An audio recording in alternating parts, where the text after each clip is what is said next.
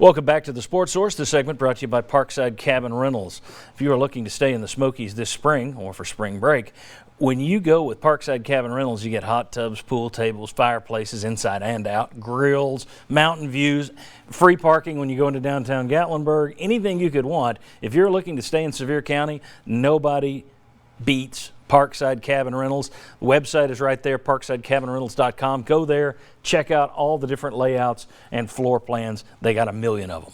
All right, I want to welcome in the last two members of today's panel. We have right here a longtime media presence in Knoxville, of course, member of the Sports Source since day one, Bob Hodge.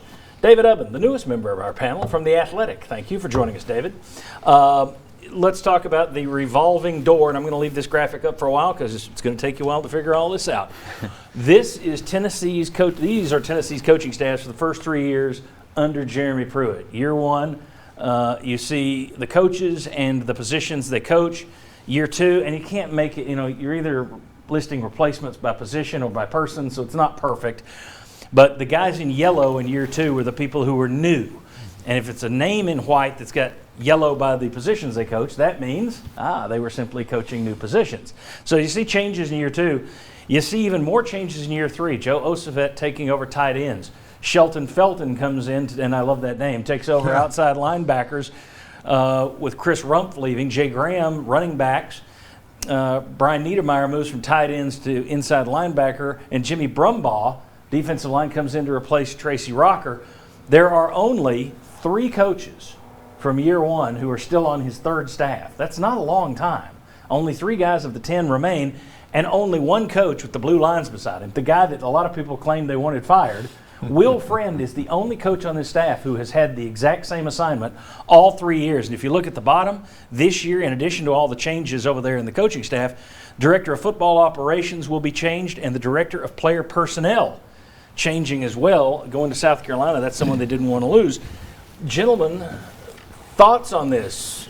Top 10 recruiting class, 6-game winning streak, all is well. Philip Fulmer talking about biting rumps. Look it up. That just sounds odd if you don't know the quote, so we'll leave it out there hanging. It's kind of funny. And not Chris. And now you got all this coaching change. And all I've heard of people laughing for the last month at South Carolina. Well, that's the sign of a program's burning down. Look at all the coaching changes. Now you got 2 guys at South Carolina from your staff, and you've got all the changes. Is this a good sign or a bad sign, all the turnover? Anyone? I think always, when I look at this sort of thing, and it happened, I remember Johnny Majors had lots of turnover on his staff back in the day. Nick I always Saban? think Nick Saban's got a lot of turnover. Where are the guys leaving? What are they doing? When they leave your staff, do they disappear? Or do they go someplace else in a similar job, or do they get promotions? And so I think if you're losing guys and they're making lateral moves, okay, that's a little more questionable to me than, Tracy Rocker left Tennessee to go be the co-defensive coordinator over at South Carolina instead of just going over and being a line coach. So I think it's a little worrisome that you're having guys that are leaving and they're just going into parallel jobs, so to speak. Yeah, I think part of it is how hard are you fighting to keep these guys. I think that's part of the factor, and then it's not easy, but I think the underlying factor in all this is Jerry Pruitt's not the easiest guy to work for. Yeah. He's going to be the 6 a.m. in the office, 2 a.m. leaving sort of guy, and that can wear on people. And if if you're not wired that way, a lot of times he's saying, let's get somebody in here who is wired that way. And player development was big early, but you saw this staff. The moves that they've made, specifically this year, it's a lot younger staff and a lot of guys that are pretty hungry and have a lot to prove and don't have quite as deep a background. I think that's part of it as well. Is you want those guys that are in there that are like, hey, I'll do whatever it takes, versus the guys that have had, have proven themselves in this business and maybe you don't really want to go up and be in the office from 6 a.m. to 2 a.m. every day. Yeah, I mean, that's not. Look, Nick Saban's not an easy guy to work for. Majors wasn't an easy guy to work for. And they're good. One of the complaints about Philip Fulmer toward the end was, he won't change any of his staff. It's the same guy. So you can spin this as good or negative. I just think it's interesting you've had this much turnover after what was it's in my mind. I'm thinking, okay, things are going in the right direction. I think you've turned a corner here. Obviously, Pruitt feels that way. Obviously, Philip Fulmer feels that way from what they've said. I don't know that I would have drawn up all of these changes if it were me, if you've just turned a corner. Maybe they feel they're taking steps in the right direction. Vince, Josh, thoughts? Yeah, I think the youth is an interesting part of it because you're talking about maybe the difficulty and the demands of Jeremy Pruitt. Well, when you're younger and you have that motivation in the industry, then you're more willing to put up with that. And then also, if two things factor in, I think it's okay. One is just the industry. We see a lot more changes in coaching staffs in college football today. The other thing is the evolution of Jeremy Pruitt as a head coach. If he's made some hires in his first couple of years and he realizes, all right, this is not the best for me, or I need this type of person so I can take a step back and run the whole program, then those can be positive in those changes if he's evolving on the fly as a first-time head coach.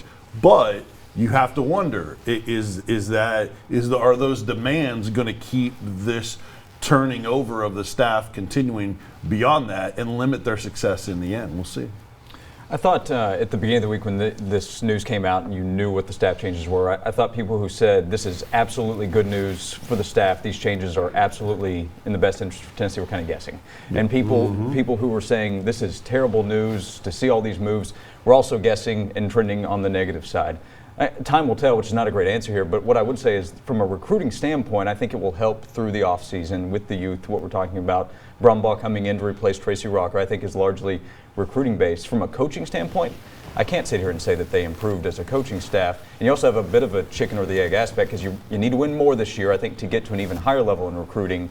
So these next 6 or 7 months before the season begins will be really interesting to see what position they're in with those most highly touted players they want. See, Rocker's the really interesting one to me, and I think we've talked about it before, because I thought his position group improved more than any other position group on the field. I thought they went from early in the season, the defensive line was just terrible, to the end of the season, you're sitting there going, hey, they've kind of moved up. They're a middle of the pack defensive line now.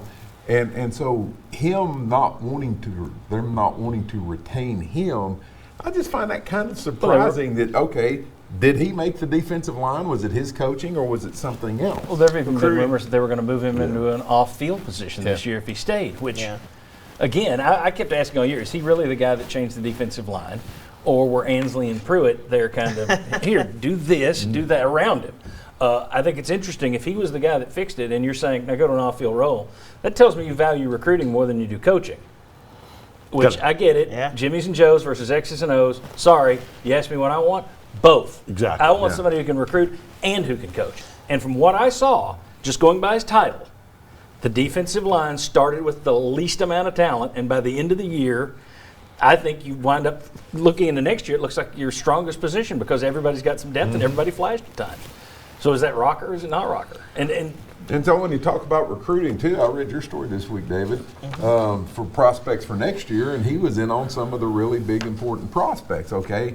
So how does that work that he went out and guys that are really important for you for 21, you're putting him out there, but then now you don't like him as a recruiter? Yeah, I think you want to have multiple guys getting in on him. That's part of it. I mean, it's a risk. I mean, your degree of difficulty is up. And for whatever it's worth, the two really big surprises that this staff was maybe a little bit off guard was Kevin Sherrer going to the Giants and then Drew Hughes, the player personnel guy, going to South Carolina, were the two that I wouldn't say they were unprepared for, but the two that you really couldn't really see coming, and that was interesting. And moving Niedermeyer over to coach the inside linebackers is interesting. They still don't have a special teams coordinator. We'll talk about that. It's interesting. Let's catch it. You just wasted a later segment. When we come back, we're going to talk about the offensive staff in general. We'll come back.